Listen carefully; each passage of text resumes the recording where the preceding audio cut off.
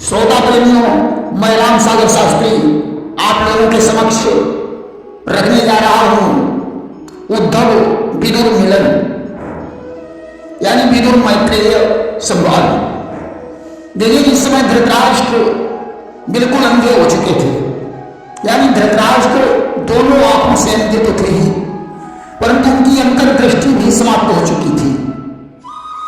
राज्य के लोभ में पड़कर उन्होंने पांडवों को पराया समझा और दुर्योधन से प्यार किया। दुर्योधन ने 500 पांडवों को लाक्षागृह में पिटाकर आग लगवा दी, भीमसेन को जहर के लड्डू खिला दिए, जुआ खिलवाकर उनका सारा राज्य जीत लिया, द्रौपदी का चीरहरण करवाया तथा पांडवों को 13 वर्ष का वनवास दे दिया।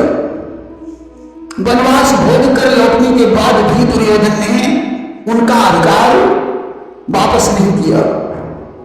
श्री कृष्ण कृपाचार्य विदुर आपने धृतराष्ट्र को बहुत समझाया कि अनित करना ठीक नहीं है, परंतु धृतराष्ट्र नहीं माना। विदुर ने बार बार कहा, भैया धृतराष्ट्र, कृष्ण से विपरीत जाने में तुम्हारा कल्याण नहीं हो सकता है। उस समय दुर्योधन ने भाइयों से कहा, इस मूर्ख पाखंडी को मेरी सभा से बाहर निकालो। विदुर जी ने सोचा, इससे पहले कि कोई बाह पकड़कर मुझे बाहर निकाले, आज तो मुझे स्वयं यहां से चला जाना चाहिए। उन्होंने राजसी वस्त्र उतारकर रख दिए, कोई अस्त्र शस्त्र नहीं लिया, सिर्फ लंगोटी पहनकर उत्तराखंड में तीर्थ यात्रा करने चले गए। विदुर जी समझ गए अब कौरवों का विनाश होने वाला है। विदुर जी ने 1 वर्ष तक भरतखंड के तीर्थों की यात्रा की और बहुत दिनों तक मैत्रेय ऋषि आश्रम के समीप रहे। उन्हीं दिनों महाभारत हुआ, 18 अश्विनी सेना का विनाश हुआ, कौरव मारे गए और पांडव विजयी हुए। एक दिन की बात है, उद्धव द्वारिका से बद्रिकाश्रम जा रहे थे। मार्ग में उनकी भेंट विदुर जी से हो गई। विदुर जी ने कहा, उद्धव, दुर्योधन का क्या हाल है? उद्धव ने कहा, विदुर जी, महाभारत का युद्ध समाप्त हो चुका है, कौरव मारे गए और पांडव विजयी हुए। इस समाचार को सुनकर विदुर जी बहुत पछताए। अब विदुर जी ने कहा, अच्छा उद्धव, कन्हैया का क्या हाल है? उद्धव ने कहा, विदुर जी, कन्हैया ने तुम्हारे लिए एक संदेश भेजा था कि मैंने सभी का ऋण चुका दिया, परंतु विदुर जी का ऋण मेरे ऊपर बाकी रह गया, उसके लिए मुझे बहुत कष्ट है। विदुर जी बोले, मेरा कन्हैया के ऊपर कौन सा ऋण था? मैं कुछ समझ नहीं पा रहा हूं। उद्धव ने कहा, विदुर जी, जो आपने उन्हें साग पात के भोजन कराए थे और विद्रानी जी ने उन्हें छिलके खिलाए थे, वो वाला ऋण। तभी लिखा है कि नहीं स्वीकार करते हैं निमंत्रण नृपसुलेधन का, विदुर के घर पहुंच कर भोग छिलकों का लगाते हैं, न जाने कौन से गुण पर दया रीझ जाते हैं। भगवान तो वाक्य होते हैं। उन्होंने दुर्योधन के 56 प्रकार के व्यंजनों को बिगड़ा दिया और भक्त विदुर के घर पहुंचे। विदुरानी भगवान के प्रेम में इतना पागल हो गई कि वे केले के गुर्दे को फेंक देती थी और छिलका भगवान को खिला देती थी। भगवान बड़े प्रेम से खा रहे थे। आज उनके उसी कर्ज की बात कर रहे हैं।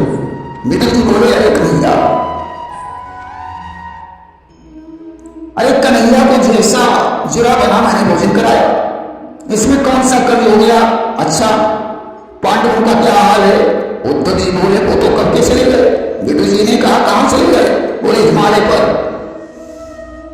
विदुर ने पूछा, वसुदेव का क्या हाल है? उद्धव ने कहा, 56 करोड़ यदुवंशियों के सहित देवी परम नाम को चले गए। विदुर जी ने कहा, तो कन्हैया कहां है? अब तो उद्धव की आंखों में आंसू भरा। विदुर जी ने कहा, उद्धव क्यों रो रहे हो?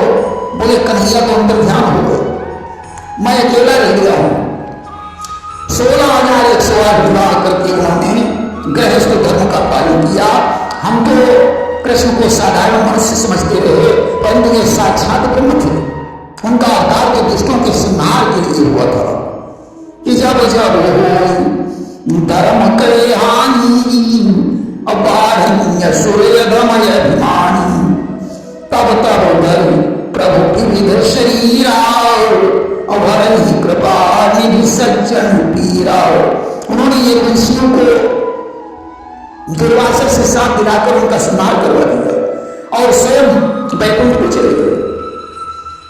मैंने उनकी जन्म भर सेवा की, अंत में मैंने अपने साथ ले चलने के लिए कहा। तब उन्होंने मुझसे कहा कि तुम बद्री केदारनाथ में जाकर तपस्या करो, तुम्हारी मुक्ति हो जाएगी।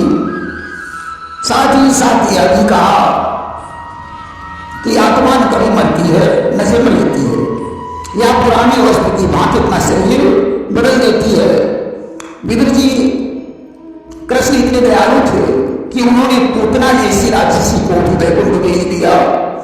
नंद की गाय चराई, कंस के भेजे हुए असुरों का उद्धार किया, इंद्र का अभिमान शून्य किया, गोप वालों को वैकुंठ का दर्शन करवाया, अपूर जी को यमुना में दर्शन दिए, शिव का धनुष तोड़कर कंस का संहार किया।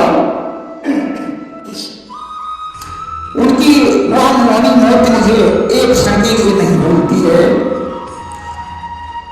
परंतु ज्ञान से, परंतु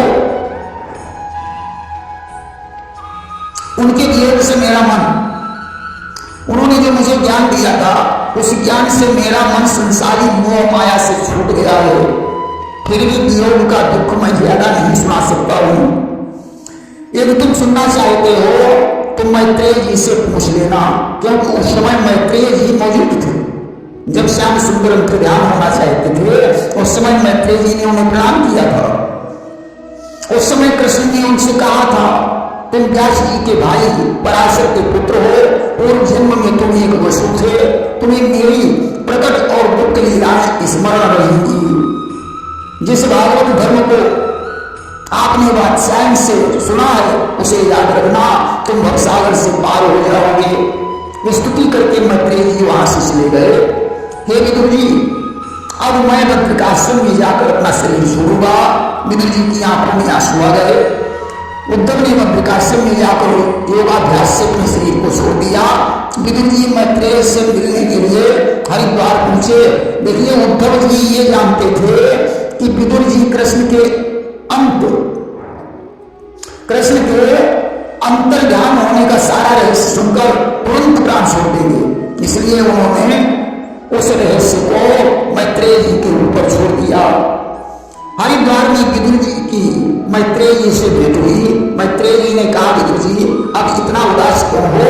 विदुर जी ने कहा, मुझे उद्धव के द्वारा मालूम हुआ कि महाभारत में कौरवों का विनाश हो गया और पांडव विजयी हुए, यदुवंशियों का नाश हो गया, कृष्ण अंतर्ध्यान हो गए, यह सब दुख का विषय है।